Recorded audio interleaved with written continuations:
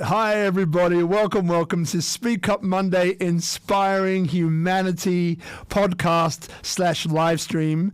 And tonight we got a really, really interesting guest, someone who I've never spoken to before. Genevieve, welcome to the show. Thank you so much for having me. I'm super excited. Oh, same here. So now, Genevieve, you're in New York at the moment, and tonight, for a lot of people, it's a bit racy. We're talking about sex and orgasms and like how you can bring this into, I guess the anti-burnout and kind of bring it into your life in such a way, right, that it actually expands and inspires the amount of things that you can do and the quality of life that you're living, right? Have I got it sort of right? Yeah, it's perfect timing because I'm actually in the middle of writing a 40,000 page book in 7 days.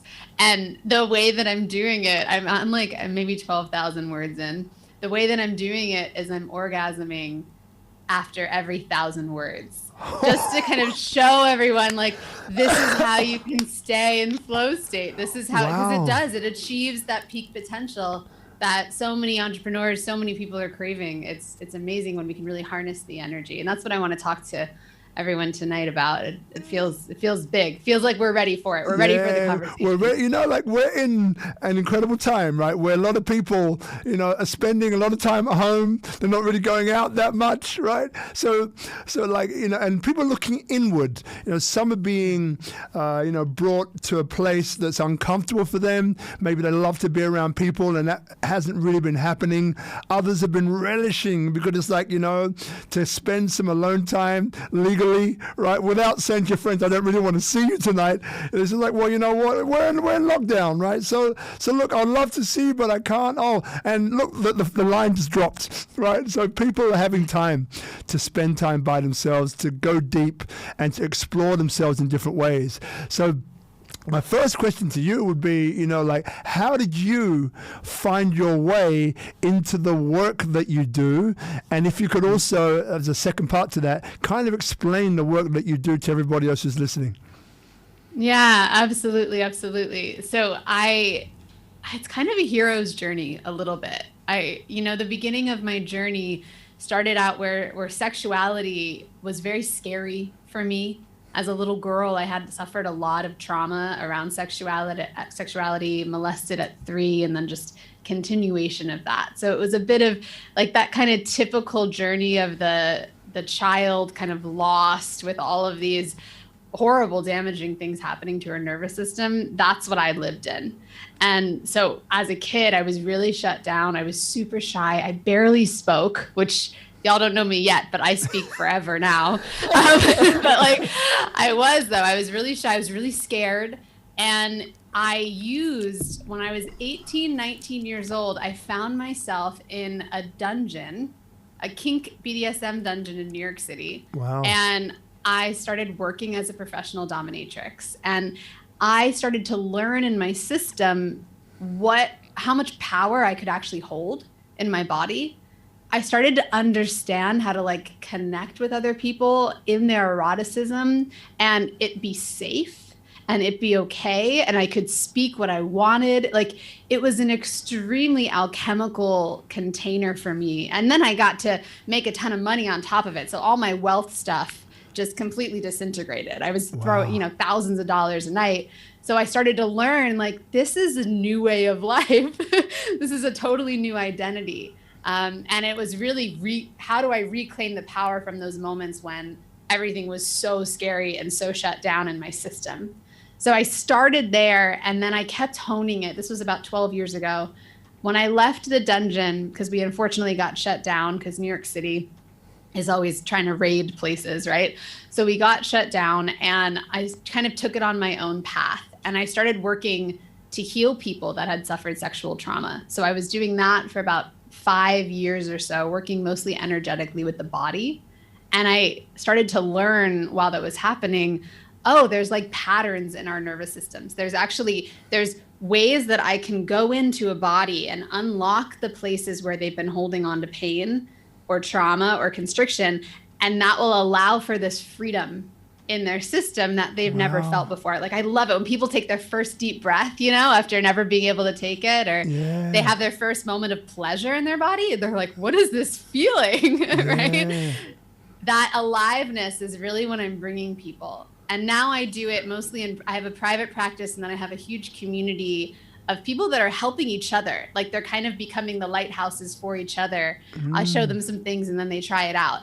And I've been able to figure out how to translate it to even online work. So I have clients all over the world, and I can pinpoint what's happening in the system, what's happening in the body, and say, okay, let's go deeper here. Let's go deeper here, so that they can actually wake up and find this freedom. And then the cherry on top is that what's starting to happen over the past maybe 2 years is my clients are starting to find that, and I'm finding in my own business, the more pleasure we have, the more bliss we have, the more we run our orgasmic energy. I use that word instead of orgasm, and I can explain that later. But the more we run our energy through our body, the easier every area of our life becomes. So wealth building, when you're producing something, creation, it's actually a fuel. And it puts you out of the analytical brain that's always thinking, can I, should I, what if? And instead brings you to this place of like, yeah, of course I can. So that's what we're up to now. It's a new paradigm of playing in the world. Like, what if pleasure starts everything? Wow. You know, like there's a few things that come up for me. So I really love the healing aspect, because as you mentioned before, like, we all know somebody, if it wasn't us, we know people who would have been affected by it, this sexual trauma from young ages, and like finding different ways to heal that, and to solve that, and one thing which I was, when I was looking at a bit of your details, you seem immensely qualified. You have all of this, degrees, and like just all of these things behind you, right? And but going into the healing journey a little bit more, so like how is the work that you do, or the work that you were doing, able to heal past traumas of people, past sexual traumas? So this is, I'm so glad you brought this up, and that we can speak really kind of honestly about this, because a lot of sexuality, when people go into the pleasure realms and they start playing at sex parties, or they start getting kind of wild, they actually start bypassing a lot of their trauma, and they'll dissociate, right? Or which to me, in case the audience doesn't understand that, it's kind of like they're not fully present with what's happening, and they're not feeling all the emotions of what's happening. And that's actually making more of a disconnection between the person and their body. Wow. And over time, you're developing less and less trust with yourself. So the way I teach it is don't just go in. Like, if you have massive trauma, don't just go in and start touching your genitals and fingers crossing that all your healing will appear, right? The way that I had to do it, honestly, I'm in this little room that I work out of, and I would close the door at night and lie down behind me, and just hold my body. Like, I couldn't touch my genitals. It was too scary because of all the trauma there. So I would just hold myself, and I would honestly just cry for like maybe a good year. Cry and scream and feel. I did all the hard work for everyone else. I always joke, like, now we don't have to go for a whole year because I have like a framework that you can follow. But I was in that space for a long time. And then that was, to me, I call that I created a framework around this called the Orgasmic Arc. It's what I'm writing my book about now. And the first stage of the arc is safety. And this is the one that's most often bypassed, right? This is the one where we'll go, oh, well, that person is turned on, so I should just figure out how to have sex with them. Or, I mean, I even saw this. I was at a sex party on Saturday, and I even saw a man doing this, where I could tell that his back was hurting, and he was still pleasing her. And I was like, what are you doing? Your back's hurting. Like, find safety in your body. Like, find your comfort, find your ground, be authentic with what's actually happening in your system. But we're going around so deeply trying to be good enough in our sex, right, that we keep bypassing.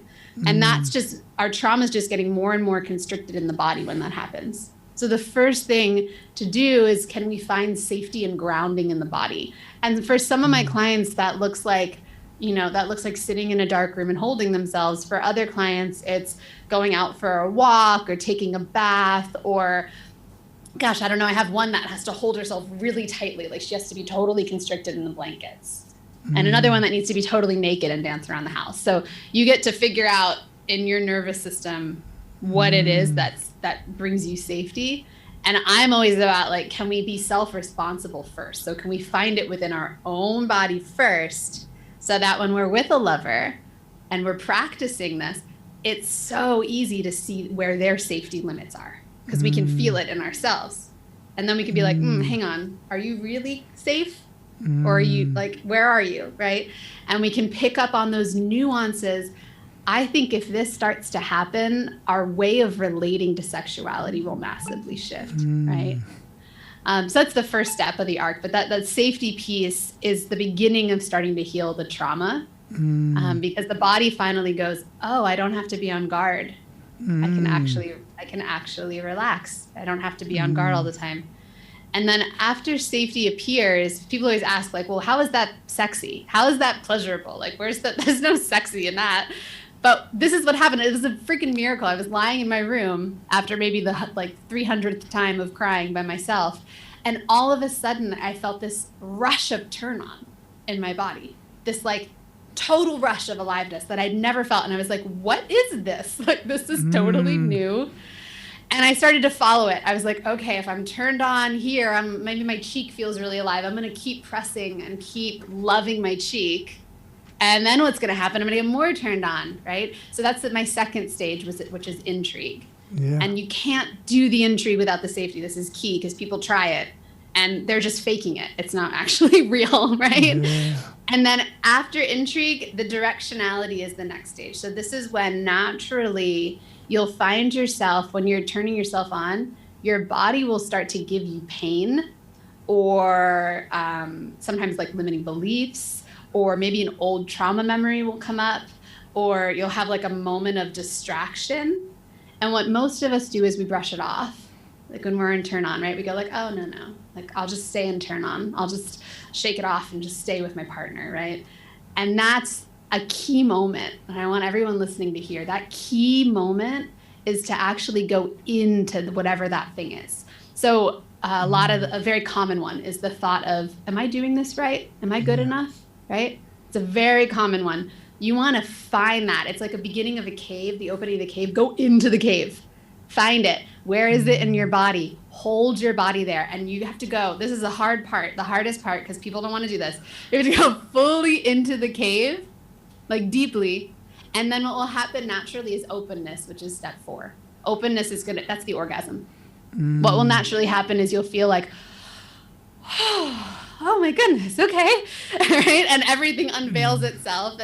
And either it's a climactic orgasm in sex, or it could be just like a rush of energy through the body, which is the same thing. It just is where it's going, right?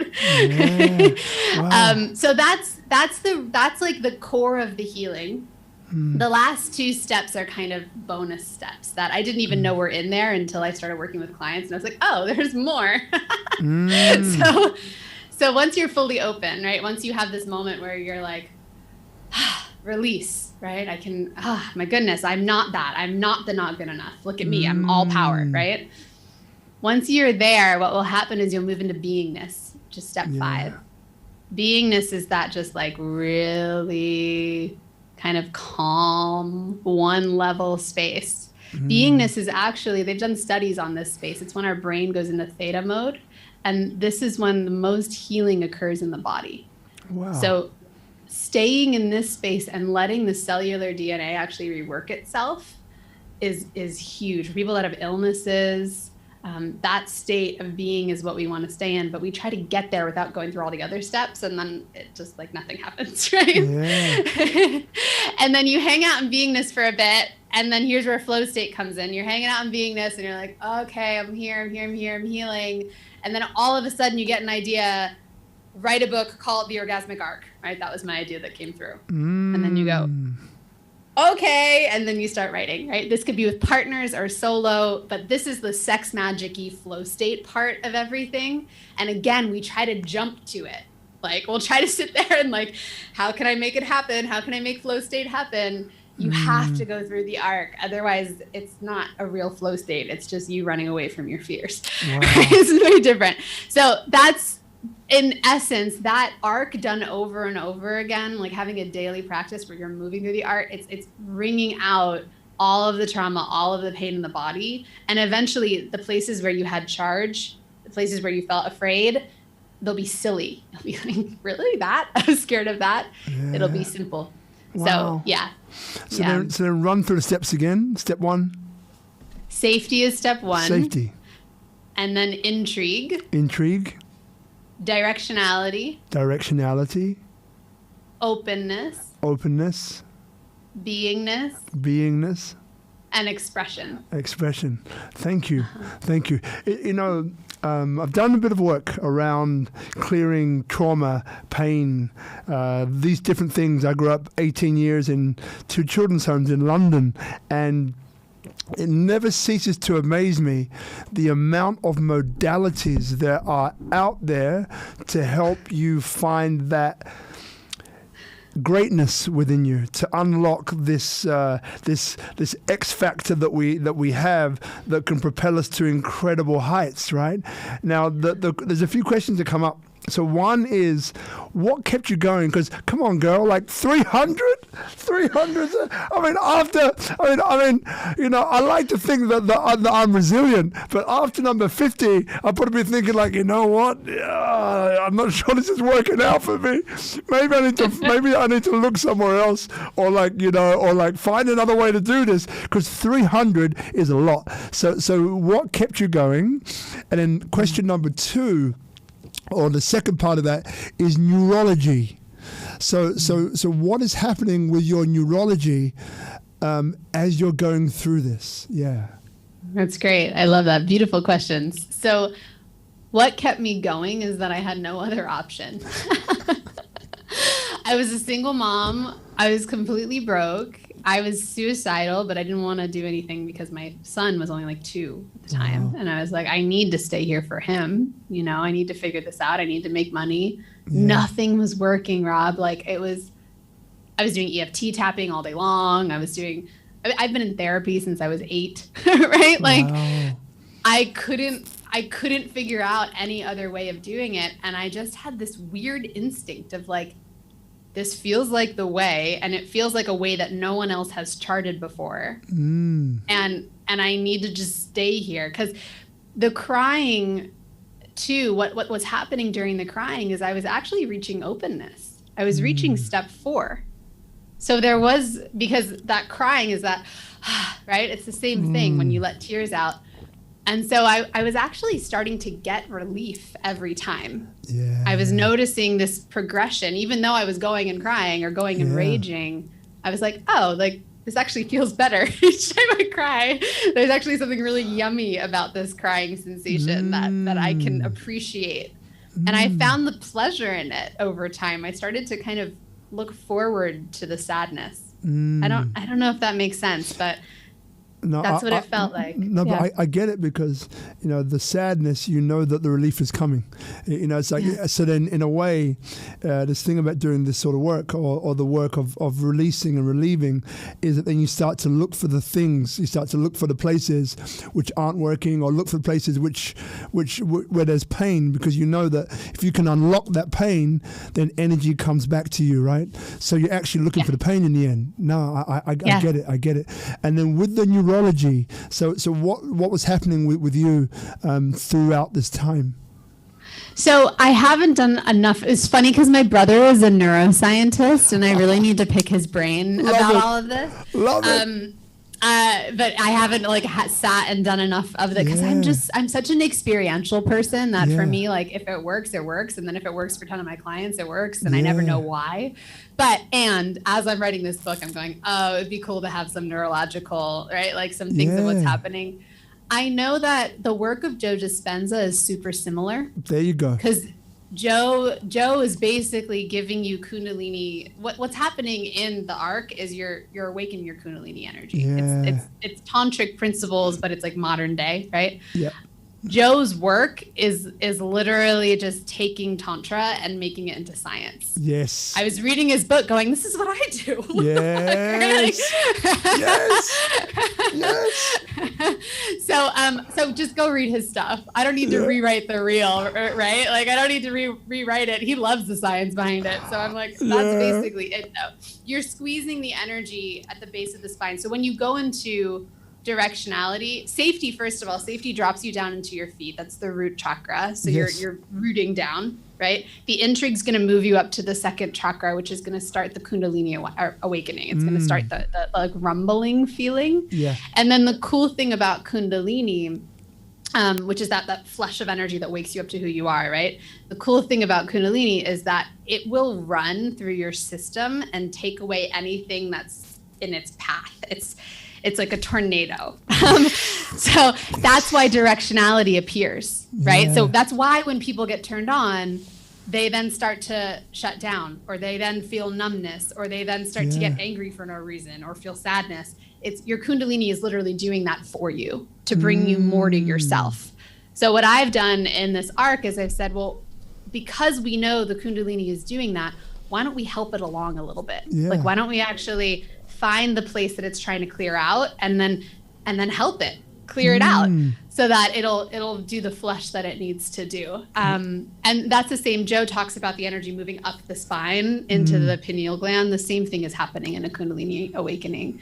And then you become, when you're in beingness space, time space dissolves. So the concept of time passing goes away. And the concept of you as an individual goes away. You become kind of in this oneness space, which is that theta space that Joe talks about, right? So we're all saying, I love it how there's literally thousands and thousands of tools for people to relieve suffering in their body. And we're all pointing to the same place. So it's really about just like, which one do you want to play? And I love sex because to me, it's like the most fun way to do it. But I could just go sit on a mountain and find it that way too. Far out. You know, like, so the other question that comes up, you know, so we had a boxer, a guy called Lee Duncan on the show maybe 2 or 3 weeks ago. Great guy, incredible boxer, professional boxer, killing the game, right? Killing the game. And, you know, like, so one thing that we kind of brushed over was this thing about, you know, when you're boxing and doing sport, it's the idea of repressing an orgasm, right? So not having sex, not seeing your girl, not seeing if you're, you know, or your guy, depending which way you go, you know, to keep that locked into the body. So then when you're doing that thing, whether it be getting into the ring or whatever it is, then you are like, I don't know, you're like mean and hungry or something, you know, like how does your work, or how do you look at that in the context of the work that you do? Yeah, I get this question all the time because I think it's really misunderstood. And so I'm really, really happy that you asked it. It's a great question. So, and I actually just recently interviewed an NFL player who has a similar, right? So we were in a similar space. Keith Mitchell, if you don't know who he is, he's awesome.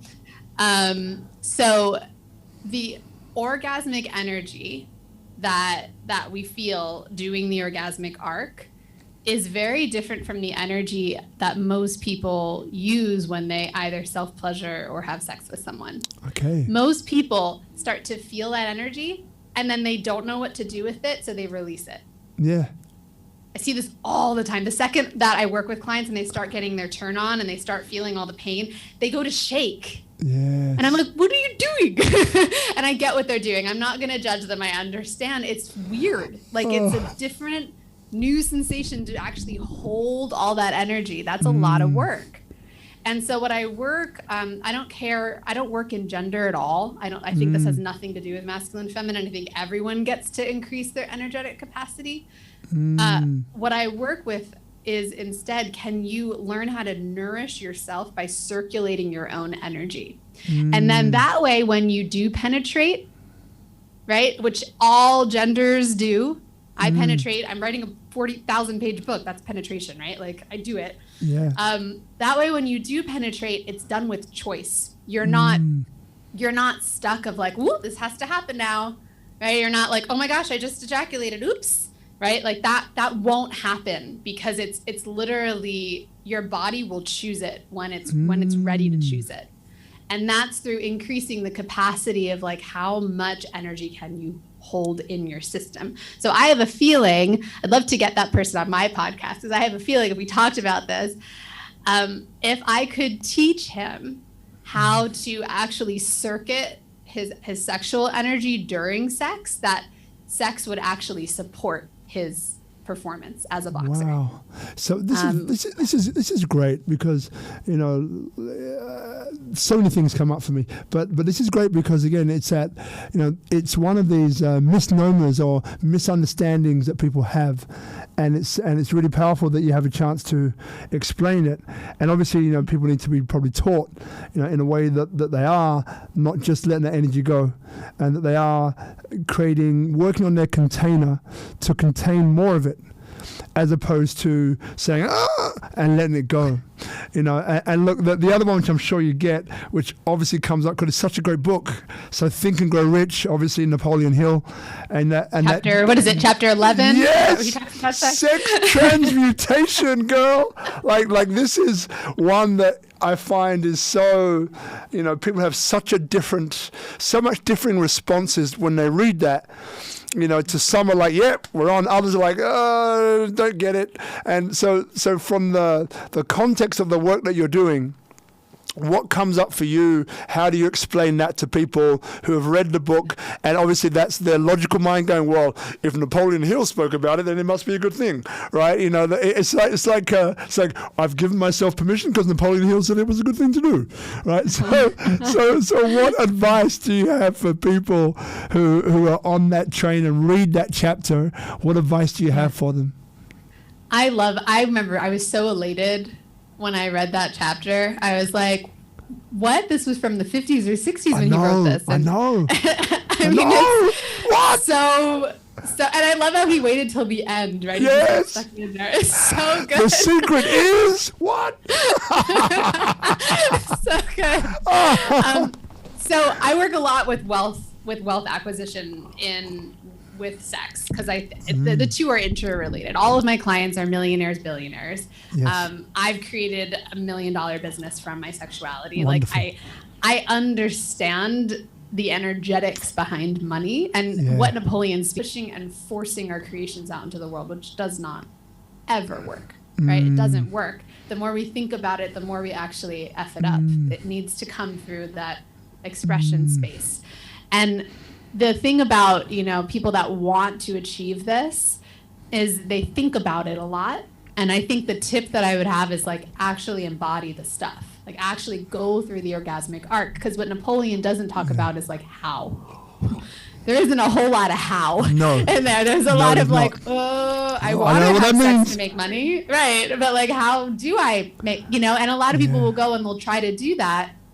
But then if there's pieces in them that are not believing in their power, or it won't work. It's actually that the flow won't happen. So that's where you have the directionality piece where you can go like, okay, let me actually go in there and clear this out to make this happen. And remember, we were speaking about energetic capacity, right? Energetic capacity increases your wealth because you can hold more energy. So then you just let it filter back. And I mean, what happens the more money that you start making is I was laughing about it the other day. It's like you hold more money and then you give more and then you receive more, and the numbers just get bigger. You're still doing the same thing. You're still circulating the energy through. You can't just hold money. It doesn't work. It won't work, right? So you have to, in my mind, I see it as you're literally having sex or connecting energetically with the people around you, which in my brain is sex, because you can use the orgasmic arc and put it anywhere. It'll work. How can you open the people around you and stay connected to them so that the money flow keeps coming? People just start throwing you $40, $50, $60, $100,000 because you have that energetic connection where you're both in beingness. And they're saying, okay, I'm ready. Let's do this. Wow. That's the energy that happens with what Napoleon was talking about with sexual energy. Yeah. It's pretty amazing. Wow. And then where do you think, because I don't remember which modality it was, But we were talking about the sub-personalities, right? That we all have these sub-personalities. Some might be, the gambler, the winner, the loser, the dramatist, the resilient, the lover, the hater, the fighter, and so on. And it's almost like, we have this, we have a space between. So we have, let's put it like this. So we have, let's call it like this. So we have like a filter. And we have all of the sub-personalities that the human condition grants us. And then this sieve has got holes of different sizes. And based upon the size of these sub-personalities, they either get through to become our reality underneath, or they get stuck. And they don't get through, so they're not expressed. So then this becomes our personality, the one that we rely upon to be our life, right? It might be I'm an adventurer, and that's defines who I am. I need to see adventure in everything that I do, right? And so on, right?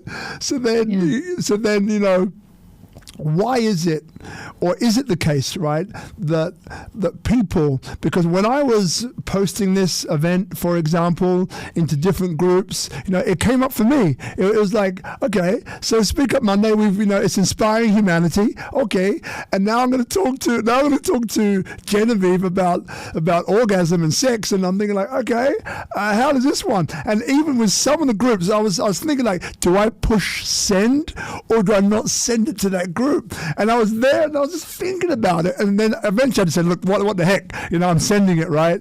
Because at the end of the day, it's like, the only person who has a problem is me, right? Because if I'm not gonna let people know about it, then what's going on here? I look at things like that, not like, because they're gonna disown me or whatever. It's like, well, Rob, clearly the thing is here, so now you have a choice. You can either give into it or you can go through it, right?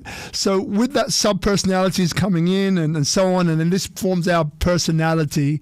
So what holds people back from looking at this sort of work? Because clearly to me, if Napoleon Hill, in one of the most successful books of all time, leaves it to the semi-last chapter and says that this is the secret without telling you how to do it, right? Clearly there's something good going on here, right? And your clients are millionaires and billionaires, so clearly there's something going on. But what stops people from looking into this? It's the source of your greatest power. Yeah. And we've done this thing in our society where we've taken our power and we've hidden it. Don't want to see it. I don't want to see it, right? So we've put all these conditions around our greatest power, which is our sexuality, which is our life force, right? And we've boxed it away. We've got, I can have it just like this, or I can have it only on Fridays, or I can only be turned on in this scenario, or I'm not allowed this. And we've hidden it and we've taken it further away from ourselves. Now, I think we've done that because I look at life in a pleasure-based model, right? I think we've done that because it feels really good when you find your power again. It's a really great feeling. And I love watching people wake up to it when they're like, I'm infinite, right? They start to realize that as their erotic energy circulates through them. It's also a really fast way. It happens quickly. You don't have to go be a monk on a mountain for 10 years. There's because of how supercharged Kundalini is, it's just there it is. You don't really have to wait that long for it to happen. And so we've hidden, I think we actually hide away the things that are the most powerful. And then we bring close to us the things that kind of dilute our power. And that's the game that we play. We play that game of everything close to us is fast food, right? All the things that are going to take us away from ourselves. And then deep over there, just on the edge, if you could go into that hole, you're going to find all the magic. And that's the game, I think, of living. That's the human life. That's what we're doing here. And I love people that are on that journey of where is it? Where is it? Where is it? Where is it? And then they find it and they're like, oh, this was it. That feels so good. That's why I think we did it, because it feels so good when you find it. It's so fascinating. So today, right, give another example. So today, have this amazing offer, right, for people, which is about how to become a best-selling author, but without spending a lot of money. And it's and so I did it as a post. It's basically a authoring model, right? But with a company who do it really, really well. And like, I was offered it before from other people, but it's cost me thousands. This is like much, much, much, much less. And I put it out there in a post. And I know that I've tagged certain people who I know wanted to be a best-selling author because they know that this will give them more social proof, give them more clout, give them more of a stage to speak from where people believe that, hey, these guys have done a great book, it's a bestseller, they know what they're talking about. Now, when I put that out, I was still surprised at the people that didn't respond, right? So it's almost like, as you said, like we hide the source of our greatest power, right? And it's right there, and we're like, oh, no, I don't have sex on Thursdays, you know, I don't have sex before boxing, I don't have, and we come with all these different like ways to limit it, which kind of push it away. And I'm not immune from this, because there's things that I've done for sure where I'm doing the same thing, you know, but like, you know, like what is, I mean, for you, it was almost like a desperation to get yourself through, and, you know, being, you know, like seeing people since the age of 8 and going through all of these processes, right? So, but for the people that come to you, like, what is it, right? I know it's different for different people, but whatever comes up for you, what is it that brings them to your door? What are they looking for? What have they been missing? Yeah, well, they're missing being alive, right? So think about it. If they've put all of the things that hold their power far away from themselves, and they have these really, like, most people are really good at hiding the fact that they're suffering. Yeah. We've become really good at it. So everything is boxed up beautifully. They have beautiful homes. They have a beautiful business. Their family with the 2.5 kids, like, they've done that, but inside there's like this lack. And they're exhausted because it's a lot of work to upkeep all those lies. Yeah. That's a lot of work. People ask me all the time. It makes me laugh. I'll get like at least once a week someone on social media, an old friend from high school or something, and they're like, Genevieve, how are you? And I write back exactly the way it looks. Like, I'm actually not hiding anything. Like, there's actually, like, I'm actually this yummy. Like, this is actually my life. And it's not exhausting. I don't burn out because everything is actually in authentic alignment with what's happening right now in the moment. And when we can live like that, then nothing is effort. So these people are coming in saying, I want that. Like, I need to know how to live in a way that I'm not efforting and pushing and trying to maintain, right, this image that I've created of myself. That's really, really exhausting. And that doesn't mean that you can't become, like, you can't jump into a new identity. I've done it a million times, right? I call it identity hopping. But you do identity hopping where you say, okay, all of a sudden I'm going to become this, or I'm going to do this, or I was a best-selling author last year. I was just decided it's something I wanted to do, right? That it wasn't like this feeling of I have to because it'll make me good enough. It was this feeling of that would be fun. That would be a fun game. Let me see if I can do that. Like, let's play around with it. And the fearlessness, I think, Rob, because what I'm hearing underneath your question is that so many people, and I used to feel this way, there's a deep fear of, like, what if it doesn't happen right? Or what if I don't get this? Yeah. And that's coming from this place because your perspective, the perspective of that person is that they are that fear, that they are actually not good enough. Yeah. The orgasmic arc, when you start to run that tantric energy, it reminds you of who you are. And so doing it every day, you're like, oh, well, I'm all powerful and I can create whatever I want. Love it. Why not be fearless in my pursuit of the game? Why not? You know, that's a great point that you brought up. And, you know, like, so for some, and you mentioned, you know, identity hopping, you know, like, you know, for some, right, you know, let's say it's a couple, right? It's a relationship. They've been together for a number of years. Maybe they've got kids, right? They're coming to you, or maybe they're not. Maybe they're single, but the single one probably won't care about what I'm about to say. You know, then people come in and it's like, yeah, I'd love to go with this work, but, the world is the trappings, right? So as you said before, these guys are married, they got this, they got that. They're holding it all together, not living the authentic truth, but living a lie. And it's like, well, like if I go to that, and it's not just your work, it's any work that exposes people and allows them to get into this limitless part of themselves, like what happens, like how do you, put their mind at ease or make them feel comfortable that, hey, I don't know, whatever happens, you was never meant to be, or, like, what do you do in that sort of situation?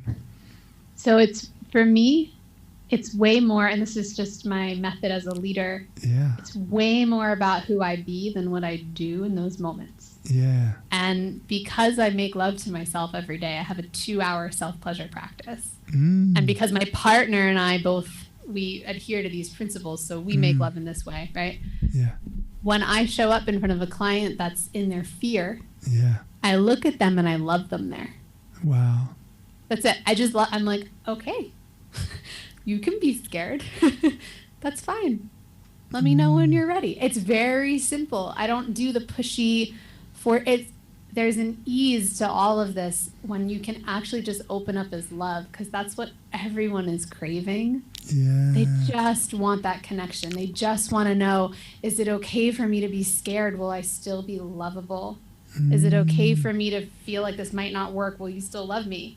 And so if I just can hold them in that space, just the way that I do with myself when I'm in directionality and I'm like, is this okay that I'm all sorts of effed up today? And like, can I still lead thousands of people? And my body goes, yes, you can. And I go, okay, right? I can do the same thing with the people in front of me. So that's the magic, right? That ultimately this whole process just brings us back to being loving leaders in the planet and on the world. And that, I think, especially coming out of what we came through last year, and we're out of the Trump administration and things are moving, there's this feeling of like, please, can we have some heart-centered, compassionate leaders that are leading from a place of wholeness and oneness instead of divisiveness? And that can be done through sexuality. That's why sexuality, I think, right now is really coming to the forefront, and more people are willing to look in the places that they haven't looked before. They're ready for something new. Yeah.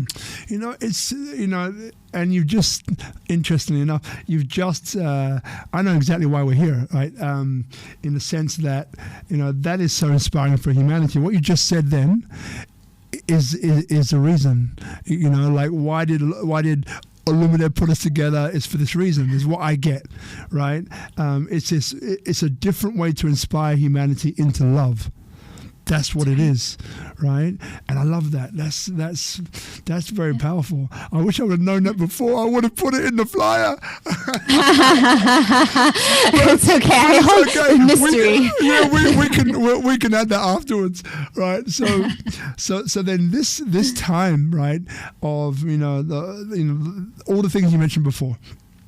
So, like, are you finding that there's been a spike in the people that are coming to see you?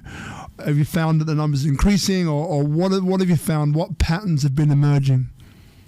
People are starting to realize that their authentic selves need to come through now. Like, people are coming to me and they're saying, I want to be my full self. And they know that. So there's a big difference between being your full self in your mind and working your belief systems in your mind and actually feeling it in your body. Like, what would it be like to feel love in your body? It's a very different sensation, and not many people have experienced it. It's very rare. And that beingness of love is what people are starting to seek. They're starting to understand. I don't care how many times in my mind I'm switching from fear to love, right? Because, I mean, it only gets you so far. Yeah. But what would it be like if you just, like, feel it in your nervous system and you radiate that? You become a lighthouse, right? This is what's happening with my clients, is they're noticing, oh my gosh, all of a sudden people are coming to me. There's a magnetism about me of just me being in this space. And of course there is, right? Because you're showing up as truth, you're showing up as love. and it releases the need to constantly do things as a leader and like put people and make people do like you don't need to do that anymore. So I think that what the spike that I'm seeing is people are realizing, oh my gosh, the world needs love and connection right now. Yeah. And the old way of doing it by like trying to like figure people out first, or right, like all the marketing stuff that used to be like that, like figure out their pain points, right? Like all of that, it's done. We're done with that. And we're moving now to like, how can we just feel people? Yeah. How can we actually, one of my lovers texted me the other day and he was like, I want to just lie with you. And I want our vibrations, like I want our energy to just resonate with itself. I want there to just be this circular feeling. And I said to him, I said, thank you so much. That's actually what love is. Like that's actually what all of us are wanting. So when you're on stage or when you're with a client or when you're writing a book or whatever you're doing as a leader, that's what we're looking for. Is there a circuitry of energy? And it's up to you to keep it moving, right? That's really my job is like when I'm looking and I'm working from stage or I'm working, it's like, is this energy moving or is it stuck somewhere? And if it's stuck somewhere, because I know how to circulate my own energy, I can unlock the places in people where they've stopped loving themselves, where they've stopped seeing the world as love. That's my job because of my energy moving through me. So yeah, I went a little bit on a tangent there, but I want to see, what's landing. Yeah, girl, you go on a tangent. You go, girl. It's good. I wanted to make sure I'm like a little woo-woo now. I'm like, are we okay? Can we go real woo-woo? Is that all right? Honey, woo-woo's coming, babe. Woo-woo's coming. You know, so some of the things which I love about you is like, so firstly, you know, in this movement, you know, like, and we'll get to this in a second, you know, we do have so many, you know, archetypes which aren't giving us a positive ideology around this. We look at, you know, some of the things that's been happening in the Catholic Church and, you know, like I name the church, but it's not just that. And it's almost like, you know, you want to, you know, put your trust in people that you can believe in. Right? People who, you know, are going to be authentic, people who are going to be love, but full of love, right? Not coming from a place of manipulation, a place of whatever else is going on, right? And I look at you, you know, even at the very short time that we spent, and I get that you live your truth, and I get that, you know, that I feel safe with you, right? So it's almost like, you know, if there's people like you in the world, like it's a really cool thing, because then, you know, like people that want to express this way, there's some really great leaders out there who are doing it, but in a way that you believe is the way to do it, right? I know that comes from my own belief system, but it's just being done in a way that's conducive to humanity and uplifting humanity from that perspective, which is super cool. Now, so then the question which I have for you then is, you know, like, how do you feel, or what do you do, you know, when people do bring up those other, you know, situations that have happened in the past, right? And maybe that's where the block is for them, you know, like if that happens for you, like, how do you approach it, or how can people help to dissolve that for themselves? Yeah, so I think that what you're speaking to at a core is like this inner trust thing, like not being able to trust people. And this happens when you're leading from your mind, right? So when there's a leader, and I can actually, because I can see energy, I've been able to see it since I was young. Yes. So I'll look at, you know, a priest, for example, and I can actually see where his energy is blocked. Wow. So I wouldn't choose that person as a leader because I'm like, oh, there's stuff going on around the pelvis that I don't want to look at, right? But so I've kind of honed that over time, because I've also been really intimate with a lot of people. Like I've had opportunity to be with a lot of bodies. Yeah. But the biggest thing, the way to increase this kind of inner trust, and also like a decisiveness. I write about this in my book, like that, like yes, no. What's a yes? What's a no? Who's a yes? Who's a no? Yeah. What can I commit to? What shouldn't I commit to? Right. Yeah. Like that decisiveness becomes really, really easy when you can feel it in the body. It's this like, it's the gut feeling sense of like, I'm supposed to be here. I'm supposed to do this. I'm supposed to marry you, right? Like little things like that start to come in. instead of the logical mind trying to figure out what's right and wrong. So the more that you actually de-armor your nervous system, which happens when you're following the steps of the arc, your body is like you've got all this constriction and tension from all the years of things happening to you and you not being able to breathe it through your body, right? Yeah. So as the body starts to open, you'll notice this, like, there's a subtlety in what you can start to feel. And I've been starting to play with this idea that what if we can all actually feel this subtlety? I think we all actually can, and we just don't name it and we don't know what to do with it. Yeah. But like you can tell if you're scrolling through Instagram and someone's talking and you can tell that they're lying. Yeah. Like you can tell something's off. You're like, Yeah. there's something inauthentic about this person. And maybe like so just start, I think for the listeners, like start honing that. You already have that in you. Start noticing like, ooh, something's off here. You don't have to identify what it is, right? And then the more you work your own nervous system, you'll actually just start to get a gut embodied response. So people jump into my programs all the time and they're like, I don't know why I'm supposed to be here, but I can tell I'm supposed to be here. Yeah. Right? And they just, thank goodness, because if their mind had anything to do with it, they wouldn't come to a sex retreat for a weekend, you know, like their mind wouldn't bring them there. So it's the nervous system is I think the new way of leading, of shifting is through that nervous system movement, because that's where people can actually feel the connection that they're seeking. Yeah. You know, what I love about what you're saying as well is that, you know, different modalities, and we can get a bit woo now, the different modalities, right? You know, Tai Chi, moving the energy, Dantian point, all of these different energy centers in the body, the chakra system that I know you've studied pretty deeply, you know, and the ability to be able to move this energy around to heal the body, and in martial arts like Bruce Lee, the 1-inch punch, you know, to then eject that energy out into another physical being, to move that being, person, thing from this point to that point is pretty kind of special. Now, and the work of Joe Dispenza, and obviously I love Joe Dispenza's work. You know, I do feel that I can be very heart-centered, but I also know that I can also be head-centered too. So then having something explained so brilliantly in such a simple way then helps to kind of bring that level of distrust, or that level of, not anxiety, the level of belief, you know, or disbelief, bringing that down and bringing, hey, this can actually work. This actually works. I know why it works. This works. I'm going to do this. It's going to work, right? And you have this transference, right?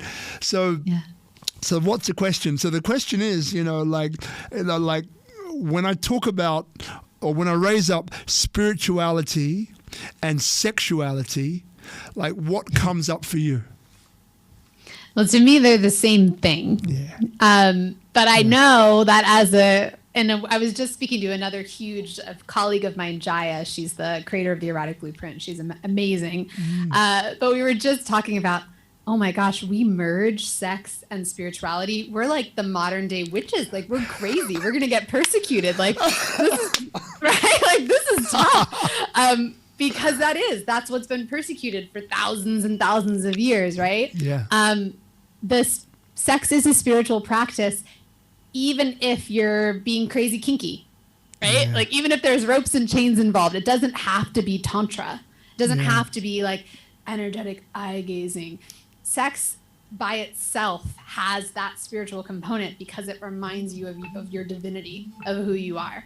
And that wakes you up so that you can go out and be that light. And I think in, you know, modern day religions, one of the biggest downfalls of all of this is that we're putting God's self outside of us.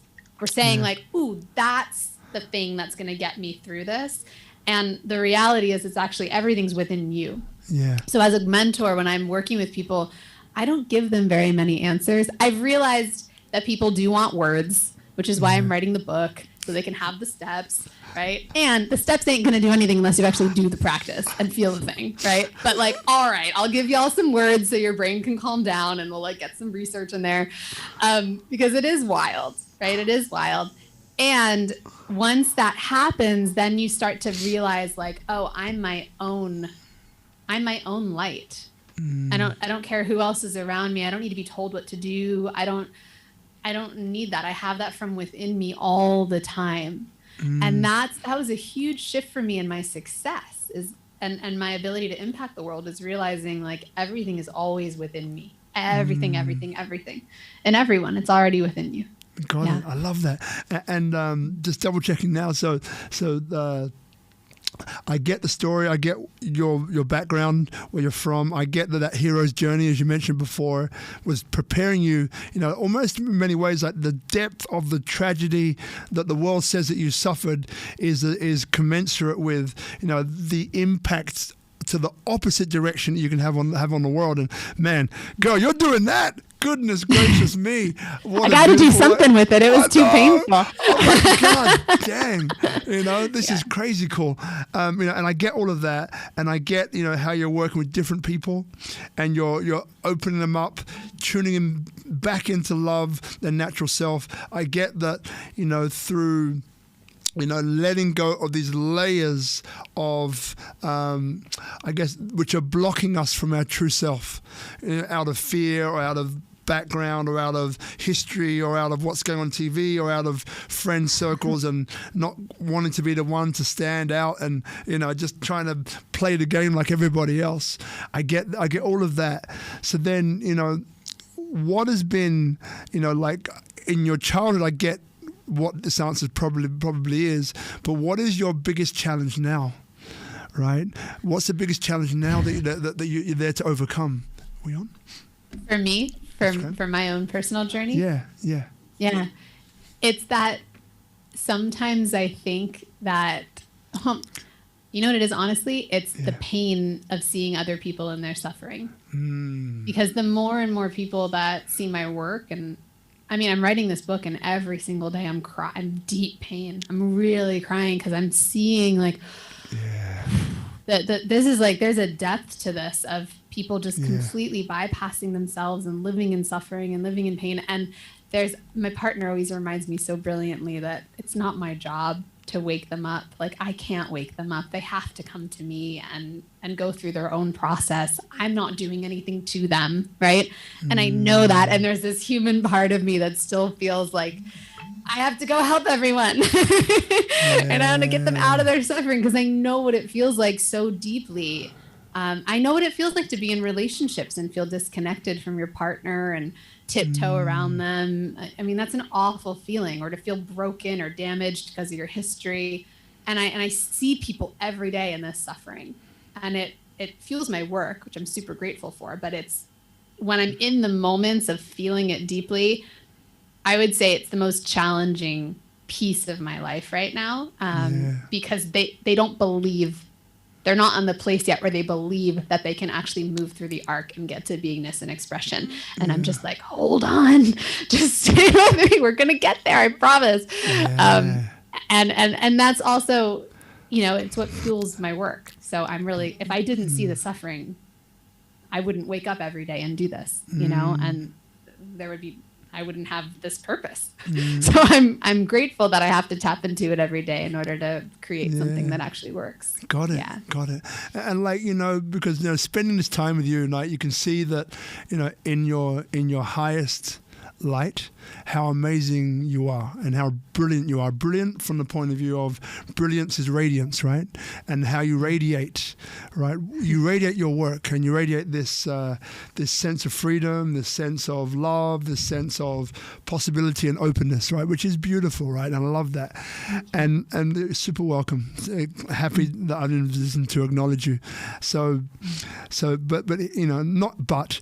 And on your days, right? Do you still have days where you wake up and you're like, oh fuck, I feel awful today. Like, what am I doing? Like those moments of like, oh. So just to preface this, right? So the way, and I don't want to lead you to the question, but I kind of am. The answer is almost like this. It's almost like you wake up. Well, I wake up sometimes and it's like, oh, I'm an inspirational speaker and a coach, and I help people to turn their stories from story into impact and income, and I love what I do and all. But there are days where you just wake up, maybe the kids are driving me crazy, or even though Marina does an incredible job, love you Marina, thank you so much. But it's like, I think when I look back, my lowest lows, I probably don't reach anymore. So those lowest lows become the lowest highs. And the reason why is because there's probably more tools for me to be able to deal with it. So if, for example, I'm feeling overwhelmed, or if I'm feeling like pissed off or something like that, then it's a little signal to me. It's like, Rob, are you breathing? Like, are you actually breathing? And I was like, oh shit, I'm not breathing, so then I'll just maybe walk away somewhere and just breathe, right? And then when I bring that energy down from my head into my body, right, then things begin to take care of themselves. So that's a little self-regulation tool to kind of keep me more up than I am down. So for you, the question is, do you have down days anymore? And if you do, like what is it that you do that people can maybe be inspired by and learn from? I love that question. That's so human of you. I used to think that awakening is having no more of those days. And then I met a friend of mine, and he says to me, I think awakening is just like being so fully human and being okay with all of it. Yeah. And I was like, yeah, I think that's right. So I cry basically daily. I cry or rage daily. Yeah. It's pretty rare, especially if I'm moving through something. Like if there's a trauma or a piece of my history that I'm really excavating and carving out. So an example, this past week has been pretty strong in this one because my partner's away in Mexico. And as a child, I was super neglected. So there was all this abandonment wound and all this stuff. It was like the second that my partner leaves the house for like more than a day, I think they're going to leave forever, right? Yeah. There's this like fear space that comes in. So when that happens, I think what I used to do is I would make it wrong or bad, and I'd try to figure out why. I'd be like, why is this happening? And like, I try to get to the moment when I was 2, when mom left, and then I like create the whole story for myself and then like tell it to a bunch of people, right? Like that was the old way of working through the development of that. And it was cool, but it didn't really relieve anything. So now what I do, and I woke up this morning crying. I woke up yesterday crying because this is a very raw, I can feel it in my heart space. It's this really raw space of like, don't leave, right? It's like really gentle and tender. And so what I've been doing with this little girl part is working through the orgasmic arc with her. Yeah. And I go in and I check in, and she just wails and she just cries and she just feels. And then eventually she'll have this moment of like, oh, everything's going to be fine. Everything's great. Yeah. Right? And then I get an idea, ooh, you should go and connect with this friend so that you feel this in your body to stabilize you in truth, right? That's the expression phase. Yeah. And so it's not like, I now welcome those moments in. It's a very different feeling of when I'm in it, I'm like, ooh, this feels really human. Like I feel really human in this ache, this longing. My heart is like ripping open, and I'm like, this is really human. If I didn't have this, I don't know, I'd feel like an alien. Thank goodness I have this ripping me in this moment. And then I can be, the whole idea with sexual energy is that you can catalyze and alchemize it. And that doesn't mean that I go through one self-pleasure session and then all of a sudden I'm like, my wound is healed, the trauma is gone. Like the human process is like, can you just keep diving into the cave over and over again, giving yourself the safety first, right? And then being in the space after, like, can you just gently go in there? But I think the big key is that I no longer label those days as bad days. Like if I woke up crying, it's not a bad day. It's just a day where I'm being a human. Like I'm just having an emotion. If my son's screaming, okay, he's having an experience right now. Yeah. And my job, I think judgment, shame, guilt, blame, which those are the things that lock the trauma in deeper. Yeah. And so if we can just start to find acceptance and love for all of them and let it pass through us, there's a freedom on the other side. So yeah, I'm very human, and I love sharing about it because I think there's a lot of leaders that are just like, everything's always great, which it is to a certain extent. And sometimes I forget, and I'm allowed to forget. Yeah. I'm allowed to forget because otherwise that's not authentic. I'm not actually being a human being. That's right. Yeah. Yeah. And, you know, I love the acceptance and love, what you just said, you know, like that resonates deeply. And the kids, right? So you brought up your son. So, you know, like, so I have 2 kids, 4 and 6, almost 5 and 7 soon. Two like girls. So lucky. It's funny because I'm looking here. So we're here at Tropical Nomad in Bali. So if you ever come to Bali, you got to come to Tropical Nomad. Check out Ichi, one of the owners. Ichi, the main owner, and then Guzman's over here. Now Ichi's got 3 kids. He's got 3 girls. You know, it kind of reminds me of the, you know, like I've got a couple of friends who had 2 girls, as we do, and you know, you always get those guys going, "Hey mate." You know, like in Australia. Hey, mate, yeah, you're going to go for the boy, aren't you? You can go for the boy, aren't you? And like, I know why they're doing it, because what happened was that I have 2 or 3 friends who are in the position of having 2 girls succumb to peer pressure. And then one of them ended up having twins, 2 more girls. Another one had triplets, 3 girls. Another one had like another girl. I was laughing, right? So when I see Itchy with three like girls, I don't know how that came about. Maybe I'll ask him later on and say, mate, were you going for a boy? Like you know, like the 3rd one. It just makes me laugh. But with kids, right? So the work that you're doing, you know, like how can we? Because as you mentioned before, that inner child that you mentioned before, the one that you want to hold and the one that you want to let express all those things that most of us push down or hold down or just don't allow to come up to the surface. So with kids, we have the opportunity, right, to not program them, though we're probably doing it anyway, but to set them up on a path of success from the very beginning. So for the parents out there who have kids, young kids, like, is there anything that you can share with them to kind of give them, you know, a bit of maybe a roadmap or some advice? Yeah. So what my partner and I use the same principles that we use for our partnership with our child. So when either of us are upset with each other, so let's say, I'll just talk about my partner and I first. Yeah. Either of us are upset, like we have a trigger, right? Like, you did this, right? What we do is we set container. So we start with like, hey, I'm really pissed about something. And then we say, it has nothing to do with you. You did nothing wrong. Why? Because that's the truth. My partner didn't actually do anything to me, right? Like, my partner's not trying to rip my heart open. They're in Mexico hanging out with their friends, right? Like, I get this. So I'll say, you did nothing wrong. I know that. And there's things I want to get off my chest. Yeah. A lot of us, I think, in the spiritual development community will be like, well, they didn't do anything wrong, so I'm just going to like figure it out on my own. And it's co-soothing is really important. We miss this in our society, that you can actually be held by another and that your little girl, little boy, little animal can actually be soothed. So then I let it rip. I just let my partner everything. Fuck you, you left, blah, blah. Like, I'm crazy. We go all in, right? All in, and then all in. I'm just like, I go crazy. I got to get it all out. I got to get all the lies that are spinning in my head out. If I don't get them out, they're going to come and eat my body.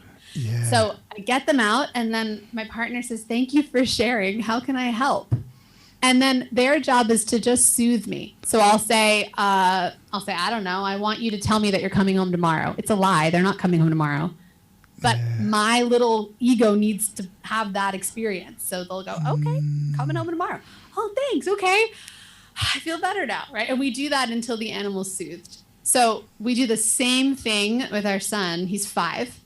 And he'll have these moments. He's so funny because one of the things we do when we set container is we say how, on a scale of 1 to 10, how high you are. 10 is like you're going to rip the world apart, like hate everyone, right? Annihilation. Yeah. And he's always a 10. Like, every single time. It's so funny. He's like, of course he is. He's got you guys as parents.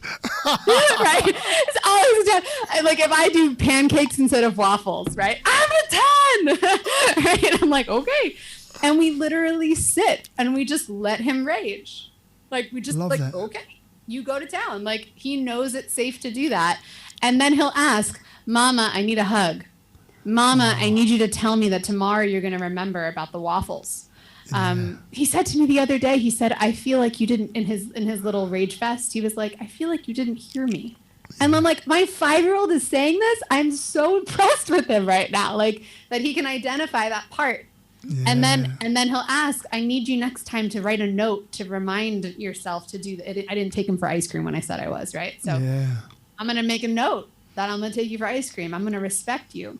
And we don't live in this paradigm of right, wrong in this household. There isn't this way. No one's doing anything to anyone. We're all just having these strange reactions based on the dynamic of the three of us living in this house. And sometimes it gets a little wild, but because my partner and I have our own self-pleasure practices, we can hold all that. Like, we're like, okay. And then he's going to start to learn it's okay to have this intensity of emotion. It's okay. We can have that. And then he's going to go out there in the world when he's an adult, and he's going to be able to hold that capacity, which is going to bring him so much I know this. It's going to bring him so much success, right? So, because we shy away from deep emotion in our society, deep experience. We don't want to go to that intensity. If I can show him that and show him you're still safe, like it's just movement of energy. That's it, moving through, and that's it. He can navigate the world more fearlessly, which is what I want for him. So that's how we play. And that's actually from a model. I just want to name her because it's an African indigenous model where you used to put someone in the center and then they would rage. This is what African tribes would do, right? Yeah. So she's an African descendant. Her name is Kenya Stevens, and she created this model. And so we've adopted it in our family. Highly recommend her work too. She's an incredible human. Yeah. Love it. And like, do you love who you've become? Yeah.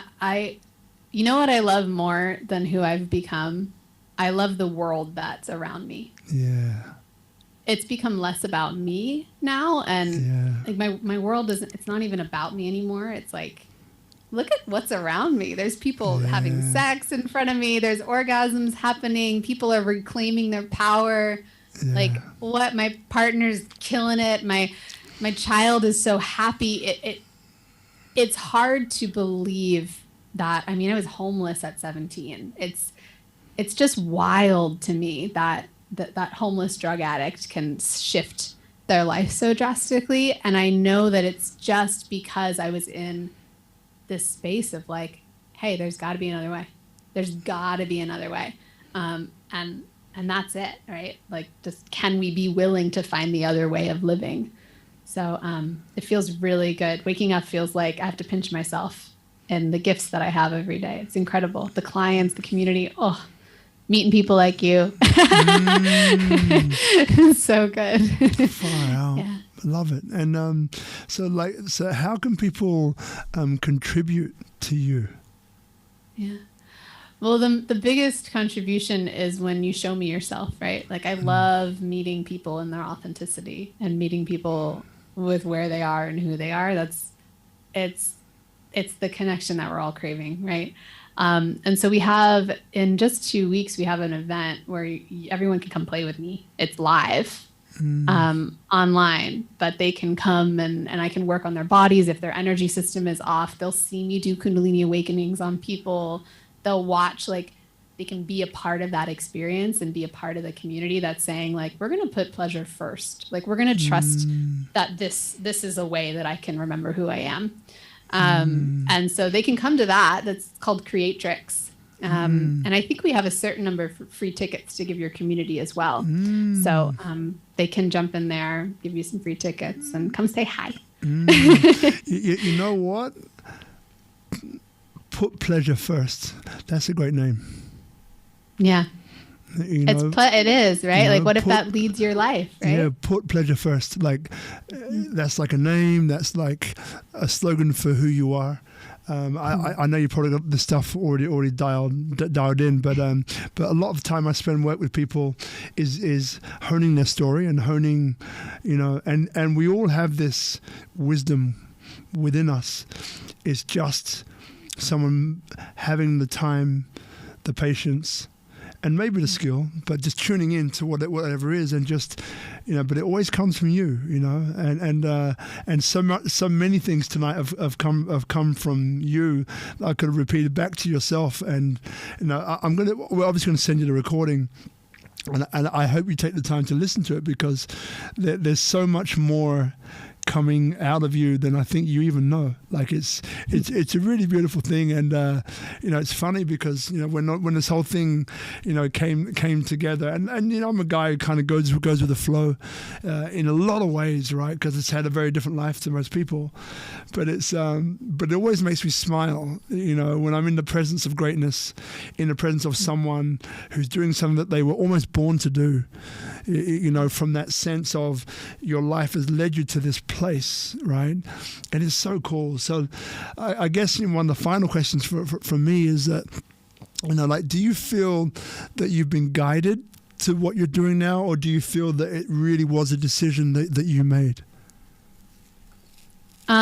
So I believe that I was guided by my own higher self. Yeah.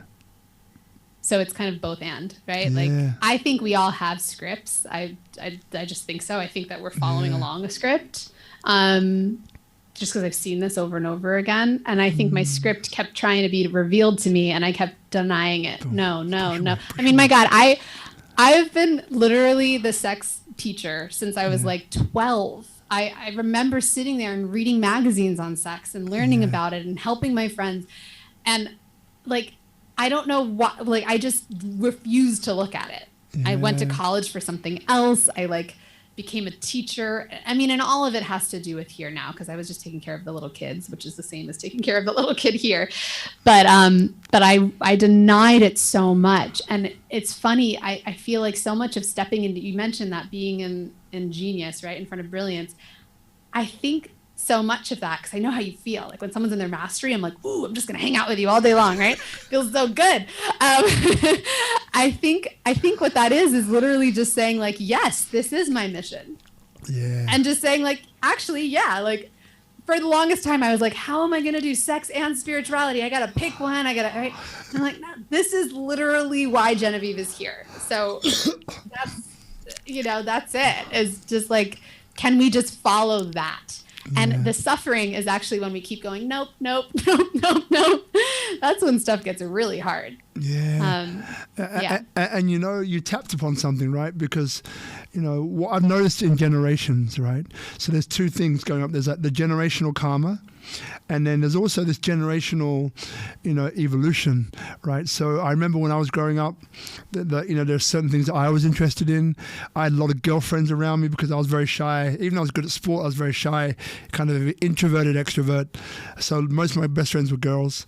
And but I also look at now, through running clubs for a very long time and looking after women, as much as possible, because they trusted me, right? And I never believed that I'd betrayed that trust ever.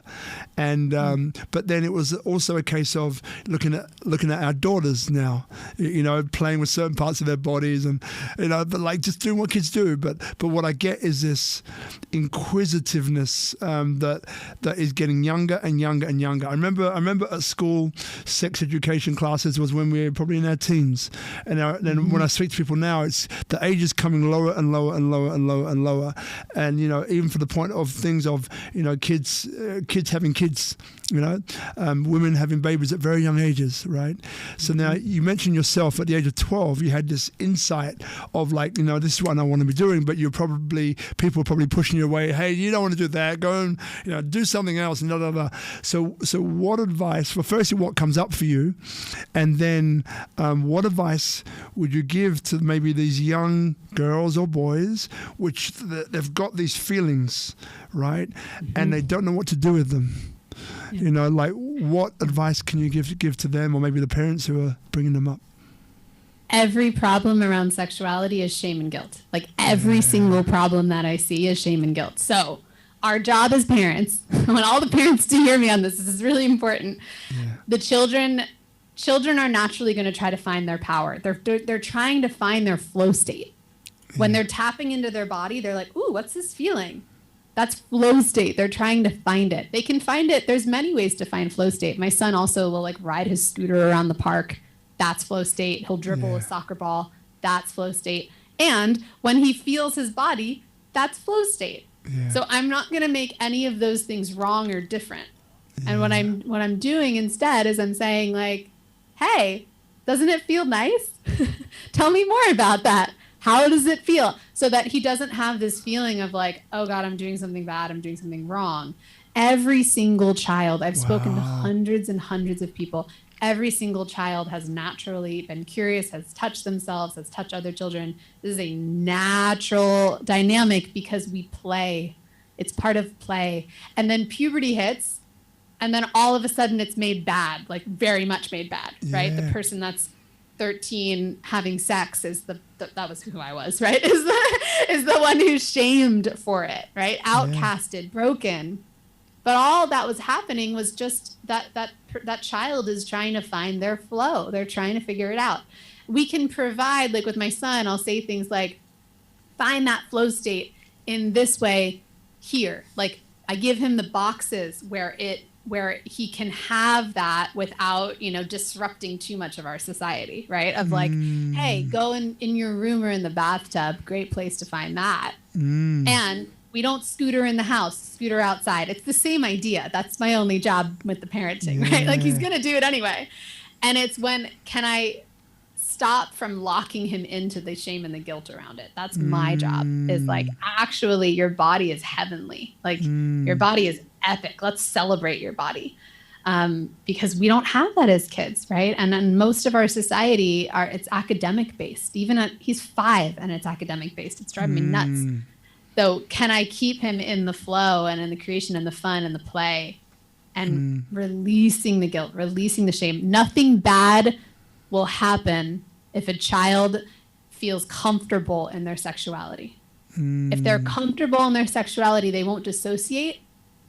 So they're not going to hurt people. You can't hurt people, right? If there's a full claiming of sexuality, you're not going to be the one that hurts people. If there's a full claiming of sexuality, you're going to be able to say no.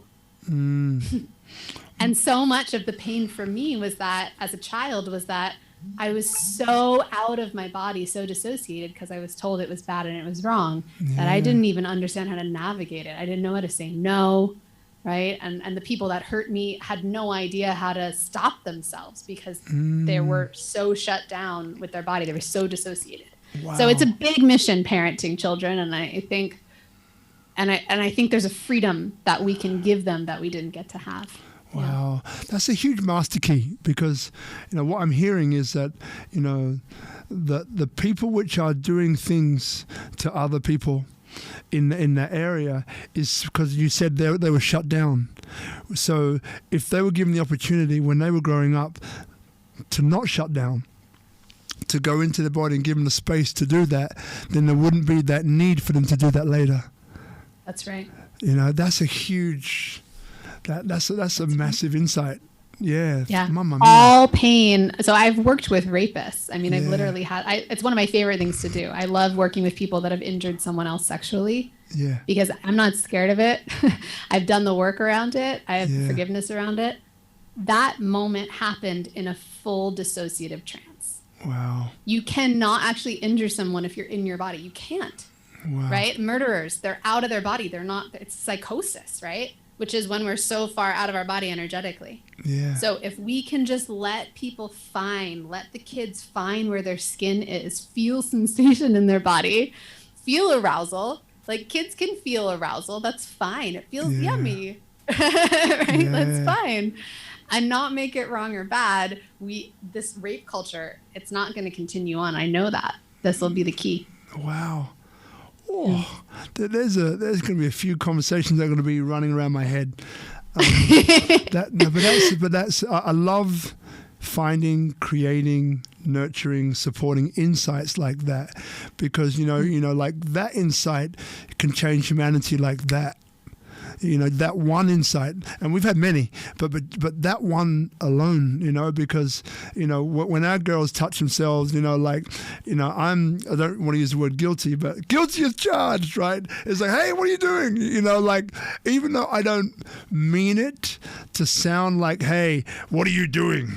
Don't do that. That's disgusting. I don't use those words, but it could be interpreted as that. I mean, usually I try and do it with a smile, but what you've given me is another way of looking at it, right? Which is really important, because again, I'm not saying our girls are going to become something, but, just by changing that simple action can change life like that, you know, over time. So it's extremely powerful work. Wow, I could talk to you for hours. So we don't have hours on this particular occasion. You know, how can people get in touch with you if they've gotten a lot of insights from you? But what I love is that I think, you know, with the questions that came up, it's not me asking the questions, it's that stuff, the woo-woo stuff. I just go with it, as you know. You know, like, yeah. So like, if people want to work with you, you know, how do they get in touch with you? How do they find you?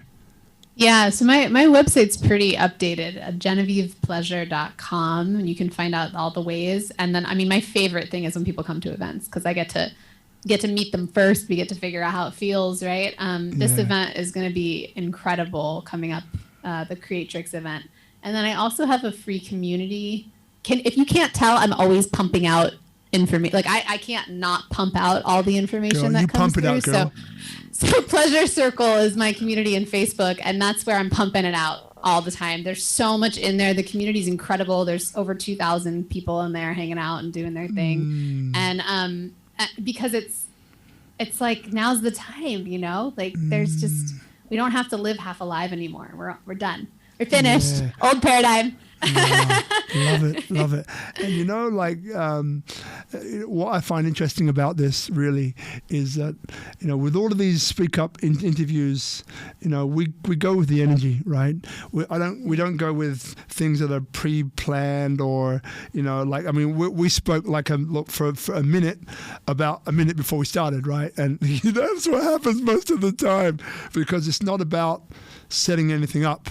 It's just about creating an energy there and holding that space where questions come in and are asked, where you can feel very comfortable to be yourself. Not that you need help with that, but it's nice to have that supportive environment, you know. And I'm not really there. I am, but I'm not, and I know you understand that. And yes. You know, I know you do. But what I loved, you know, about what I remember about tonight is that, you know, like, it's so easy to go off into the sex part of this, you know, this threesomes, twosomes, foursomes, you know, orgies, all this stuff, which is all great. But I think it's super important, you know, that what we did tonight was really give people an understanding, you know, not Napoleon Hill style quite, but Napoleon Hill style, right, about that sex transmutation, about how it really, not literally, but it actually, you know, is another access to really uplifting humanity, right, and bring us all into that place of love, which is the most powerful, you know, feeling on the planet. That's kind of what everyone's trying to get to, but not everyone knows it like that. So I just really want to thank you and acknowledge you for being a stand for that, right? And just, you know, turning your life into something that I hope that you're so proud of it, and because you're literally changing the world. And the last few things that you said, in particular, because I have kids, hit me particularly, you know, in terms of an insight. And whoever watches this and we replay it and do all of that stuff, you know, I know they're going to get exactly what they came for. Maybe they didn't even know what they came for, but they're going to get it, which I love, right? It's so good. So in about a minute or so, I'm going to give you the opportunity to close the show.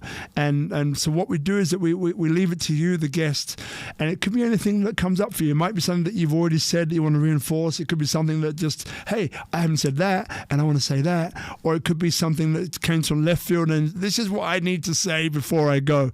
So I'll give you a little while to think about that.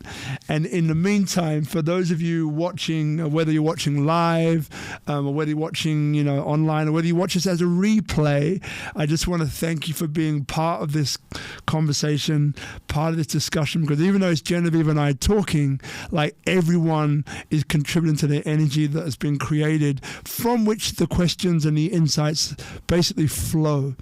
And look, you know, looking forward, we've got 3 different SpeakuPs going on at the moment. One, Destination Indonesia, with a live studio audience here, Tropical Nomad, 6:30 every Monday, and it's a really beautiful interaction with the audience, plays a part in the whole thing. It's really cool. And then we've got this version, which is the Inspiring Humanity podcast, which I wish you were here, Genevieve. Imagine the practical. I wish you were here, but those who are overseas, right, it's a great way to connect. And then finally, we have a Clubhouse version that happens on Monday, US time. It's like 4 o'clock PST and 7 o'clock EST. And here in Bali, it's Tuesday at 7 a.m. is when we go live with that one. But the feeling and the core of it remains the same, which is people inspire people, unity in diversity, and different ways to find ourselves towards love for one another and empathy.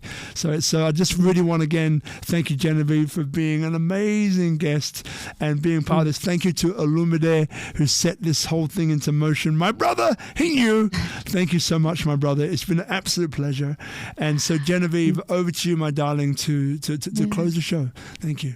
Beautiful. I first just want to give sincere gratitude to you, Robert. Like, I can tell you're in your flow. I can tell you're channeling these questions. I can tell that you're just there waiting to get the insight and to bring the questions through. And that's how I live. And so it's really nice to be able to play and dance with someone who does the same thing. So great. So thank you so much. It's been so much fun. And to everyone watching, I think what really wants to come through, well, to close this out, is that there's a place that we're speaking of, we're pointing to, Robert, this place where you no longer need to seek to be better. This place where all of the, let me get this so I feel good enough, or let me go and learn this so I get better at this, or let me go, right? Like all of that falls away when you can tap into yourself as love, when you can tap into this place where you're actually fulfilled.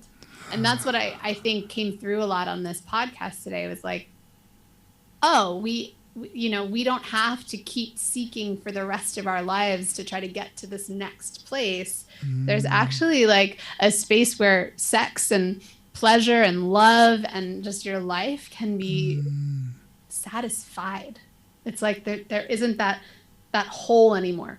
You're always grabbing and seeking things, right? And it's much easier that way. So I just want to give everyone that option that if they're done with all that, they don't have to keep doing it. And I think there's a million ways of finding that satisfaction.